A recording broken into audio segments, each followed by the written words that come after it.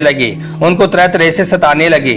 आखिर में बीवियों ने उनके जुल्म सितम से तंग आकर बारगाह इलाही में दुआ की, ए खुदा तू हमारा पर्दा रख ले और हमें इन लोगों से बचा ले। फिर इससे पहले कि बादशाह के सिपाही आकर इन बीवियों को गिरफ्तार करते, अल्लाह के हुक्म से यह जमीन फौरन ही फट गई और वो पाक दामन बीबियां फौरन ही इस जमीन में समा गई। अब इनकी कब्रों की निशानदेही के तौर पर अल्लाह ताला के हुक्म से उनकी चादरों के कोने जमीन से थोड़े बाहर रह गई।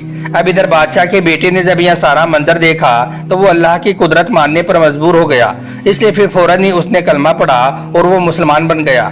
इसके बाद वो इन पाक बीबियों की कब्रें बनाकर उनकी देखभाल का काम सरअंजाम देने लगा। कहा जाता है कि फिर राजकुमार का इस्लामी नाम अब्दुल्ला रखा गया, जो कि बाद में बाबा हाकी के नाम से मशहूर हुआ। बाबा हाकी का विसाल सन 101 हिजरी में हुआ और उनका मकबरा भी इसी मजार के अंदर बनाया गया। दोस्तों, इसके बाद वक्त गुजरता गया, यहाँ तक कि हिंदुस्तान में मुसलमानों की हुकूमत आ गई और फिर मुस्लिम हुकूमतें भी मुसलसल बदलती गई, लेकिन हर दौर में इन पाक बीबियों की मजार पर लोगों का रस ऐसे ही जारी रहा। फिर सन 410 ईस्वी में सुल्तान महमूद गजनवी ने हिंदुस्तान पर हमला करके इसको फतह कर लिया और हिंदुस्तान पर राज करने लगा। फिर कुछ दिनों के बाद जब सुल्तान महमूद गजनवी लाहौर आया तो उसे मालूम हुआ कि यहाँ पर हजरत अली की साहबजादी का मजार शरीफ है, इसलिए फिर उसने इन मजारात पर पुख्ता हवेलिया और अंदरूनी बरामदे तामीर करवा दिए।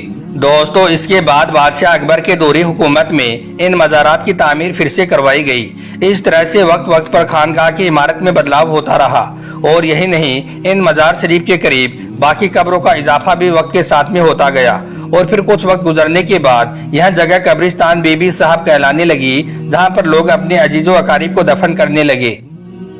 दोस्तों, हम आपको बता दें कि इन पाक बीबियों का यह वाकया हिंदुस्तान में मुसलमानों की आमद से भी 32 साल पहले का है और यही नहीं, वाकया करबला से लेकर यानी कि सन 61 हिजरी से लेकर भारत और पाकिस्तान का बंटवारा यानी कि सन 1947 ईस्वी तक यह मजार बीबी पाक दामना के नाम से जानी जाती रही।